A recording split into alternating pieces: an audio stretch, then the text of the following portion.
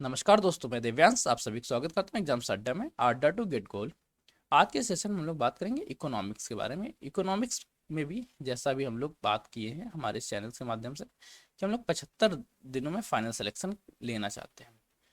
वो भी एक महान भाव है triple UP triple S C. उसमें दो वैकेंसीज आई हुई है, जूनियर असिस्टेंट्स और वीडियो री एग्जाम्स। इनका सिलेबस है, वैकेंसीज तो अभी फिलहाल इनकी 4 करंट टाइम में रन चल रही हैं। और दो और अगर ये देखा जाए कि ज्वाइनिंग कितने ने दी तो 6 से 8 है।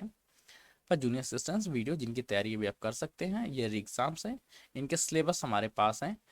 और ऐसा नहीं है कि इकोनॉमिक्स सिर्फ इन्हीं में काम देगी।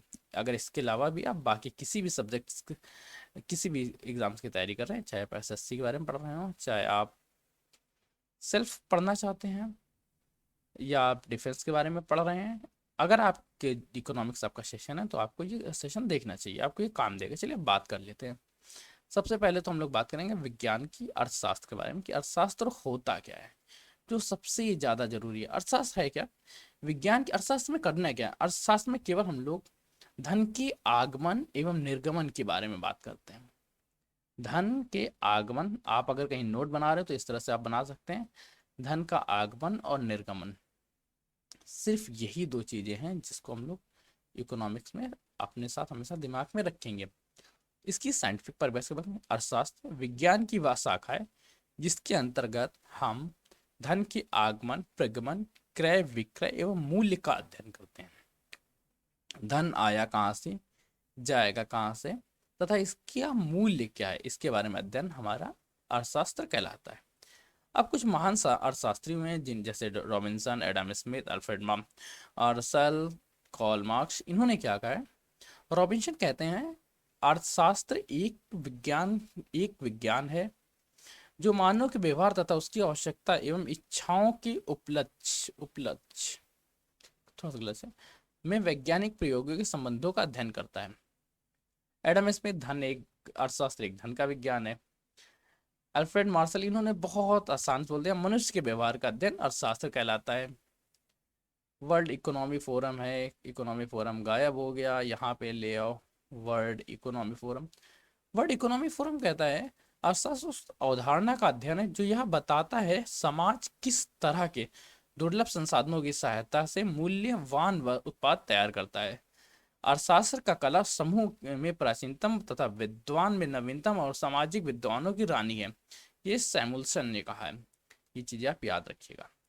अब अर्थशास्त्र अगर पढ़ रहे हैं तो अर्थशास्त्र के बारे में हमें दो चीजें सबसे ज्यादा इंपॉर्टेंट पढ़नी पड़ेगी। सबसे पहले फादर ऑफ इकोनॉमी, मतलब इसके पिता कौन है, और दूसरे इनके पितामह कौन है। दो चीजें इंपॉर्टेंट है। पितामह हम लोग ग्रैंडफादर के बारे में बात करते हैं, ठीक। जो पिताजी हैं इनका नाम है एडम स्मिथ, ठीक। और जो पितामह है फादर ऑफ इकोनॉमिक्स वो है जेएम कीन्स जी। ये दोनों नाम याद रखिएगा, इन दोनों के बारे में कंप्लीट डिटेल्स भी याद रखिएगा। क्या याद करना है सबसे पहले कि इकोनॉमिक्स के फादर कौन है, एडम स्मिथ, और ग्रैंडफादर कौन है, ग्रैंडफादर है जेम्स कीन्स। इन सब की बुक्स के बारे में हम लोग दो सेगमेंट पढ़ लेते हैं। सबसे पहले कुछ इंपॉर्टेंट बुक्स से दास कैपिटल कार्ल मार्क्स द्वारा लिखी गई। अर्थशास्त्र नामक पुस्तक चाणक्य ने लिखी। सबसे पहले एक चीज ध्यान रखिएगा, ये जो अर्थशास्त्र नामक पुस्तक लिखी है इसमें ये कम्प्लीटली अर्थशास्त्र नहीं है, ये राजनीति विज्ञान की पुस्तक है। ये पुस्तक है राजनीति विज्ञान की। लेकिन इसमें क्या, इसमें 15 अधिकरण इन्होंने बनाए, जिसके सातवें मंडल में सॉरी जिसके छठे अधिकरण में एक सप्तांग सिद्धांत दिया जिसमें धन इंक्लूड था। अर्थशास्त्र क्या है, अर्थशास्त्र चाणक्य द्वारा लिखी गई एक राजनीति शास्त्र पर पुस्तक है जिसमें 15 अधिकरण हैं, जिसके सिक्स्थ अधिकरण किसी में सप्तांग सिद्धांत का वर्णन किया गया है, तथा इसमें धन एक तथा जिसमें कोष का अध्ययन वर्णन किया, जिस तथा इसमें धन का वर्णन किया गया। द पॉलिटिक्स अरस्तु की पुस्तक। द प्रिंस मैकियावेली की। Principle of economy Alfred Marshall के द्वारा। Nature and significance of economy science Robinson द्वारा। The theory of income employment and interest spelling कुछ गलत सी लग रही है मेरे को, पता नहीं क्यों, देख लीजिए स्पेलिंग क्या है, ENTERST भी होता है। और Indian currency and finance John मेकर्ट की कीप्स नहीं है, कीन्स है, ये गलत लिखा हुआ है, जॉन मेकर्ट क्रीन्स द्वारा। ठीक। दास कैपिटल कार्ल मार्क्स, अर्थशास्त्र चाणक्य, द पॉलिटिक्स अरस्तु, the prince Machiavelli, principle of economy Alfred Marshall, nature and significance of economy science Robinson द्वारा, the theory of income employment और Indian currency and finance John John मेकर्ट क्रीन्स द्वारा, how to pay for war James Keynesian की बहुत अच्छी पुस्तक है कि वार के अगेन, इन्होंने वर्ल्ड वार के बारे में लिखा था, वर्ल्ड वार में किस तरह से पे किया गया। The poor economy Abhijit Banerjee, poverty and British rule of the rule in India Dadabhai Nehru. Importance कुछ चीज़ें और पढ़ेंगे जिनके बारे में हम लोग थोड़ा सा अच्छे से और पढ़ लेते हैं, डीपली पढ़ते हैं। ठीक है, सबसे पहले क्या, दास कैपिटल कार्ल मार्क्स की पुस्तक है, दास कैपिटल कार्ल मार्क्स अर्थशास्त्र चाणक्य की पुस्तक, principal of economy Alfred martial द्वारा लिखी गई 1890 की पुस्तक है।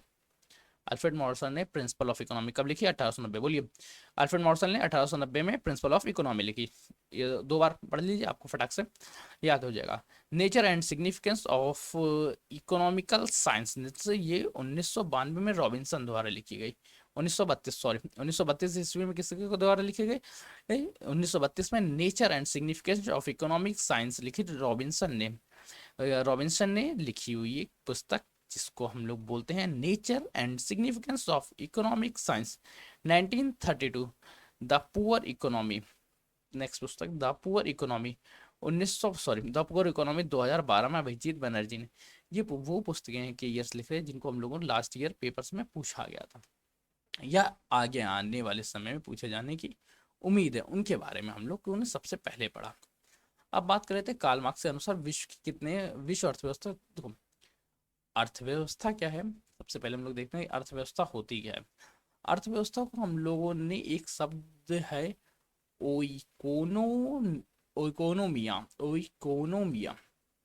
सबसे इसका उच्चारण माना गया है। अर्थशास्त्र का उच्चारण ओकोनोमिया से माना गया है, जिसका शाब्दिक अर्थ होता है धन का शास्त्र। मतलब वह शाखा जिसके अंतर्गत हम लोग धन के आगमन एवं प्रगमन के बारे में बात करते हैं, उसे हम लोग क्या कहेंगे? इकोनॉमिक्स। धन का सिद्धांत, धन के बारे में बात करते हैं। सबसे पहले कार्ल मार्क्स। देखो, कार्ल मार्क्स की जो पुस्तक थी, ये इन्होंने दास कैपिटल नामक पुस्तक लिखी थी, कभी भूलिएगा नहीं, बहुत अच्छी पुस्तक थी इन्होंने लिखी, क्या? दास कैपिटल, कार्ल मार्क्स द्वारा। और इन्होंने विकेंद्रीकृत राज्य व्यवस्था के बारे में बताया था। इसमें क्या बताया था कि विकेंद्रीकृत तो किसी एक सरकार के पास शासन नहीं होना चाहिए, शासन होना चाहिए लोगों के पास। और इन्होंने इसके 2 प्रारूप बताए थे, एक समाजवाद, एक साम्यवाद। अब समाजवाद और साम्यवाद क्या होता है, इसको बस 1 मिनट के अंदर हम लोग नेक्स्ट वीडियोस में, हम नेक्स्ट चैप्टर में हम लोग पढ़ रहे होंगे।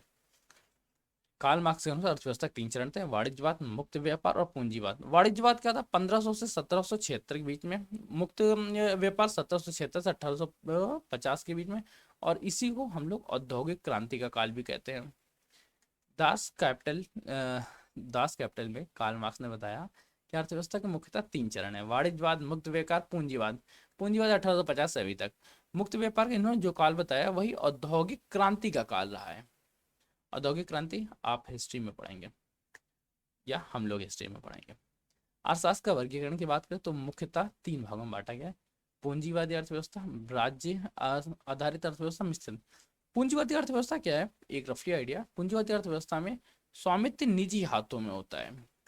जैसे हमारे यहाँ जितनी भी प्राइवेट कंपनीज होती हैं, लिमिटेड प्राइवेट नहीं, प्राइवेट कंपनी, जिनका सिर्फ एक एम होता है कि प्रॉफिट कमाना, ये ज़्यादातर पूंजीपतियों के पास होती है। ज़्यादातर के हमेशा पूंजीपतियों के साथ होती है, तथा इनका एम होता है कि खुद का भरण करना और दूसरों का भक्षण करना। राज्य अर्थव्यवस्था में क्या है, जो राज्य सरकार है, राज्य सरकार ही केवल और केवल वहाँ का ऑनर होगी। किसी भी इंडस्ट्रीज का ऑनर अगर राज्य सरकार है तो उसे राज्य अर्थव्यवस्था कहते हैं। मिश्रित अर्थव्यवस्था, जहाँ पे पूंजी और राज्य दोनों मिलकर कार्य करते हैं, इसे ट्रिपल पी मॉडल भी कहते हैं।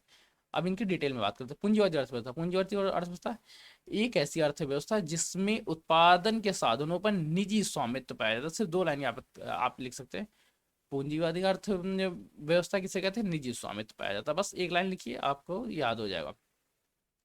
पूंजी अर्थव्यवस्था एक ऐसी अर्थव्यवस्था जिसमें उत्पादन के साधनों पर निजी स्वामित्व पाया जाता है। इसका सिद्धांत एडम स्मिथ ने दिया था। लाभ क्या होता है? अधिकतम लाभ। क्यों? कि जब कभी प्राइवेट कंपनीज होगी तो प्राइवेट कंपनी अपना मैक्सिमम फायदा चाहिए। अब वो क्या करेगी, मांग एवं पूर्ति पर भी नियंत्रण रखेगी। और ये जो पूंजी है पूरी पूरी केवल और केवल सप्लाई, डिमांड एंड सप्लाई पर काम करती है। अगर डिमांड ज़्यादा है तो फिर रेट बढ़ जाएगा, अगर सप्लाई ज़्यादा है तो रेट कम हो जाएगा। बाजार नियंत्रण प्रणाली, प्रतियोगिता की स्थिति बनी रहती है। वस्तुओं एवं सेवाओं की विविधता एवं गुणवत्ता गुणवत्ता विकेंद्रीकृत अर्थव्यवस्था। मतलब सेवाओं में विभिन्नता और उसकी क्वालिटी हमेशा बनी रहती है। अगर आप अच्छा नहीं करेंगे तो कस्टमर किसी दूसरे के पास चला जाएगा। एग्जाम्पल जैसे है America, Japan, France, Italy, Britain, Canada. क्या कर दिया मैंने, सॉरी, कुछ तो मैंने गलती कर दी। राज्य अर्थव्यवस्था के बारे में बात करते हैं। राज्य अर्थव्यवस्था में क्या होता है, राज्य उत्पादन के सभी साधनों पर राज्य सरकार का नियंत्रण होता है। आप याद रखिएगा, पूंजीवादी अर्थव्यवस्था क्या है, पूंजीपतियों का या निजी स्वामित्व। राज्य अर्थव्यवस्था क्या है, राज्य सरकार का स्वामित्व। इसमें क्या है, दास कैपिटल, दास कैपिटल वही है, किसकी पुस्तक की याद कर लीजिए, कार्ल मार्क्स की। कार्ल मार्क्स ने क्या है, समाजवादी और साम्यवादी अर्थव्यवस्था के बारे में बताया। समाजवादी अर्थव्यवस्था क्या है कि समाजवादी कहता यह है कि सभी नागरिकों को वस्तुओं एवं सेवाओं का समान वितरण। आप अमीर हो या आप गरीब हो, सपोज आप 5,000 कमाते हैं और कोई बंदा 1,000 रुपये कमाता है, फिर भी सबको ये कहते हैं कि 500-500 रुपये दे दिया जाए। आप चाहे 5 लाख कमाते हो या आप 500 रुपये कमाते हो, पर वस्तुओं का समान वितरण किया जाएगा। ये समाजवादी, इसको रूस ने अपनाया था 1927 के पास। साम्यवादी कहता है, साम्यवादी कहता है कि आप की जितनी क्षमता हो आप अपने क्षमता के अकॉर्डिंग काम करें और आवश्यकता के अनुसार आप सामान ले जाएं। प्रत्येक व्यक्ति को क्षमता अनुसार कार्य एवं व्यक्ति की आवश्यकता अनुसार सेवाएं एवं प्रदान करना। एग्जाम्पल 3, इसमें क्या होता है, इसमें केंद्रीकृत व्यवस्था रहेगी हमेशा। मतलब आप कहीं पर भी काम करें, आप सेंट्रल गवर्नमेंट के लिए काम कर रहे हो, किसी एक यूनाइट प्लेस के लिए काम कर रहे होंगे, और वो आप सभी का बराबर का सिर्फ साथ नहीं दे बराबर। देखो, एक लेटर होता है बराबर, ये काफी अटपटा सा और बड़ा अजीब सा लगेगा। हम लोग बराबरी पाने के लिए किसी को कुछ धन देना चाहना चाहिए, जो साम्यवाद कहलाता है। और बराबर क्या है, सभी को बराबर वस्तुएं दे दी। चलिए एक सेकंड, हम लोग एक छोटा सा एग्जांपल से यहाँ पे बात कर लेते हैं। इसकी वजह से कटिंग लगानी चाहिए पर नहीं लगाई, सॉरी। जैसे सपोज ये है सोहनलाल और ये है मोहनलाल। सोहनलाल के पास 5,000 रुपए हैं, मोहनलाल के पास 500 रुपए हैं। दोनों को जरूरत है 1,000 रुपए की बॉल खरीदने के लिए। अब समाजवादी अर्थव्यवस्था में क्या होगा, दोनों को 500-500 रुपए सामान दिए जाएंगे। इसके पास तो ज्यादा हो जाएगा, इसके पास तो क्या बॉल लेने की होगी। साम्यवादी अर्थव्यवस्था क्या कहती है, दोनों लोग काम करेंगे, अब इसको बॉल लेने के लिए 500 रुपए चाहिए तो इसको दिए जाएंगे, जिसके पास इनफ है तो इसको नहीं दिया जाएगा। क्षमता अनुसार कार्य एवं आवश्यकता अनुसार सेवाएं प्रदान करना। संचालन के लिए प्रशासनिक ढांचे की न्याय दंड विधि के लिए और अधिकतम कल्याण का उद्देश्य रहता है। वर्ग संघर्ष समाप्त हो जाता है, कोई आपस में नहीं लड़ रहा होगा, क्योंकि पता है सुबह शाम खाने के लिए हमें मिल ही जाएगा। मिश्रित अर्थव्यवस्था, इसको भारत ने अपना के रखा है। आप मिश्रित अर्थव्यवस्था में ध्यान रखिए, भारत, इसमें क्या है, इसमें जो केंद्रीय व्यवस्था है एवं केंद्र सरकार है या निजी स्वामित्व, जो है निजी स्वामित्व केवल और केवल रूल्स फॉलो करता है, और जो केंद्रीय सत्ता होती है वो रूल्स बनाने का कार्य करती है। जैसा भारत में होता है रूल्स बनाने का कार्य, और निजी स्वामित्व क्या करता है, रूल्स फॉलो अप करता है। मिश्रित अर्थव्यवस्था एक ऐसी अर्थव्यवस्था है जिसमें उत्पादन के साधनों पर निजी एवं सरकारी दोनों प्रकार का स्वामित्व होता है। सरकार नीतियां बनाती हैं और निजी क्षेत्र नीतियां लागू करते हैं। विशेषता क्या होता है, आर्थिक नियोजन सरकार के नियामक के रूप में सहभागिता तथा व्यक्तिगत स्वतंत्रता भी रहती है। ये चीजें मेरे ख्याल से आज के सेशन की। चलिए, इकोनॉमिक्स में इस सेशन के बारे में आज के लिए इतना ही रहा। अगर आपको ये सेशन अच्छा लगा है तो लाइक करिए, शेयर करिए, सब्सक्राइब करिए। अगर आपको ये सेशन अच्छा नहीं लग रहा है तो आप हमारे वीडियोस को डिसलाइक कर सकते हैं, और मैं कहूँगा कि आप 2 बार डिसलाइक करें, और इसके साथ आप कमेंट करना ना भूलें। कमेंट्स जरूर करें। Have enjoy great day, enjoy करिए।